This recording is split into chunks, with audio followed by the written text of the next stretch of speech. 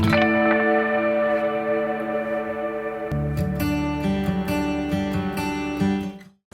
हा जो सिनेमा आहे त्याचं मिनिंग आधी मी सांगतो. उर्फी या शब्दाचा मिनिंग आहे अमात्य आणि तो उर्दू शब्द आहे आणि त्यात माझं जे कॅरेक्टर आहे देवा नावाचं ते फार इंटरेस्टिंग आहे. कारण माझ्या दृष्टीने एक ॲक्टर म्हणून फर्स्ट हाफमध्ये एक वेगळा देवा, सेकंड हाफमध्ये एक वेगळा देवा प्रेझेंट करायला मला मजा आली. आणि ची डेफिनेशन जेव्हा मी डोक्यात ठेवली होती तेव्हा मी असं ठेवलं होतं की वाया गेलेला मॅच्युअर मुलगा. म्हणजे आत्ताचे जे सगळे माझे मित्र आहेत किंवा मी सुद्धा आहे तो करेक्ट त्यांना माहीत असतं किंवा मलाही माहिती आहे की कुठे वाया जायचं आणि कुठे मॅच्युरिटी दाखवायची. सो तसा एक देवा आहे आणि इनोसंट आहे. जो देवा काठी घेऊन हॉकी स्टिक घेऊन राडा करतो तोच देवा आईला भाजी आणून देतो, हिच्यासाठी डबा घेऊन जातो. सो असे सगळे स्वीट मुवमेंटसुद्धा आहेत. किंवा मग तो सिद्धिविनायकाला चालतच जातो आणि त्याला कळतं की ही सिद्धिविनायकाला येतच नाही. सो आईसोबत त्याला जावं लागतं, मग त्याचे पाय दुखतात. असे सगळे सिक्वेन्सेस त्याच्यात आहेत. पण काय म्हणतो ना, एक ॲक्टर म्हणून कॉमेडी करणं किंवा सिच्युएशनल कॉमेडी करणं हे फार आहे देवासाठी. कारण तो फार कॉमेडी करायला जात नाही किंवा मग त्या सिच्युएशनची जी गंमत असेल तीच तो घेतो आणि तेवढंच कॉमेडी तो करतो. आणि मला असं वाटतं की यात वेगळं असं मॅच्युरिटी जी देवाची आहे ती अंडरलाईन करावीशी वाटते. कारण त्याची जर मॅच्युरिटी नसेल तर तो सेकंड हाफमध्ये जे करतो ते लोकांना पटण्यासारखं नसेल. पण मी ते पेरलं आहे प्रत्येक ठिकाणी, ते लोकांना आवडेलसुद्धा. आणि सेकंड हाफबद्दल मी फार बोलू शकत नाही देवाच्या, पण नक्की सांगतो की जेव्हा तुम्ही थिएटरमधनं बाहेर पडाल तेव्हा 10 मिनटं तुम्ही शांत असाल आणि तुम्हाला डेफिनेटली वाटेल की प्रथमेशने वेगळं काम केलं. उर्फी माझ्या करिअरची सुरुवात आहे असं म्हणायला हरकत नाही. म्हणजे जरी आधी कामं केलेली असली तरी हिरोईन म्हणून जे एक ग्लॅमर असतं किंवा हिरोईन म्हणून जी एक ओळख असते ती उर्फीने दिली मला. त्याच्यामुळे खूप जवळचा आहे हा सिनेमा माझ्यासाठी. आणि माझं जे कॅरेक्टर आहे अमृता या फिल्ममध्ये, आणि देवा तिला लाडाने अमू असं म्हणतो, तर ती जी अमृता आहे ती मितालीपेक्षा कंप्लीट वेगळी आहे. कारण ती एक्सप्रेस होत नाही लोकांबरोबर, ती खूप कमी बोलते. किंवा ह्याचं कारण मला वाटतं तिच्या भूतकाळात एक अशी काही घटना झालेली आहे जिच्या दडपणाखाली ती सतत वावरत असते, ज्याच्या ओझ्याखाली ती सतत वावरत असते. आणि जेव्हा ती देवाला भेटते तेव्हा तिचं सुरुवातीला असं होतं की काय बावळट मुलगा आहे, काय चाललेलं असतं याचं.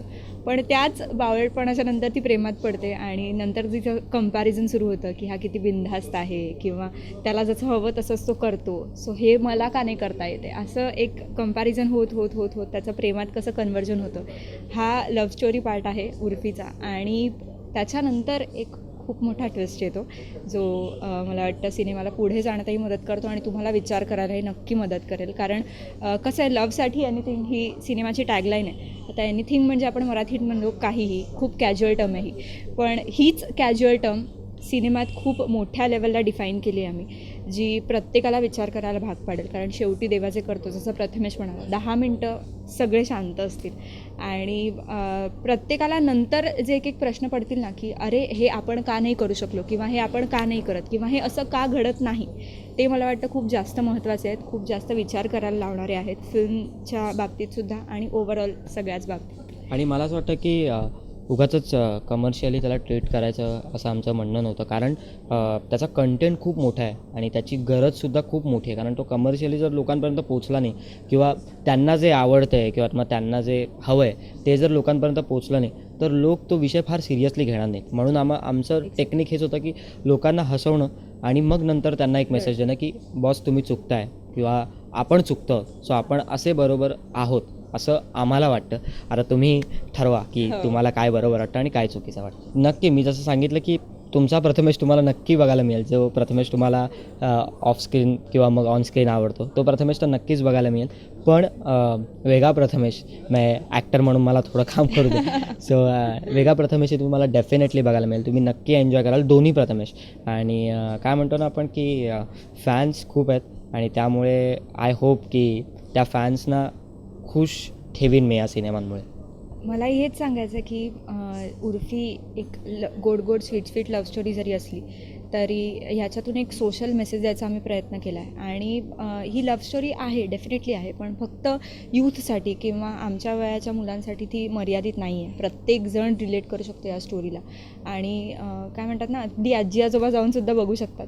त्याच्यामुळे मला असं वाटतं की तुम्ही खरंच रिलेट करा. म्हणजे माझी अशी पर्सनली खूप इच्छा आहे की हा सिनेमा रिलेट करावा प्रत्येकाने, कारण ती गरज आहे सध्याची. आणि जो आत्ताचा पेस आहे, जो नॉर्मल आयुष्यातला पेस आहे तो नक्कीच सिनेमात आहे. सो तुम्हाला नक्कीच काय म्हणतो ना आपण की पेसी लोक होत चाललेत किंवा मग फास्ट होत चाललेत. सो सिनेमासुद्धा खूप फास्ट आहे आणि फास्ट सिनेमा आणि एक सुंदर मेसेज असं एक पॅकेज आहे उर्फी. सो नक्की 27 नोव्हेंबरला किंवा 28 नोव्हेंबरला 29 नोव्हेंबरला तर माझा बड्डे आहे. सो डेफिनेटली 29 नोव्हेंबरला तरी बघा सिनेमा आणि संडेसुद्धा आहे. सो नक्की एन्जॉय करा. थँक्यू. थँक्यू.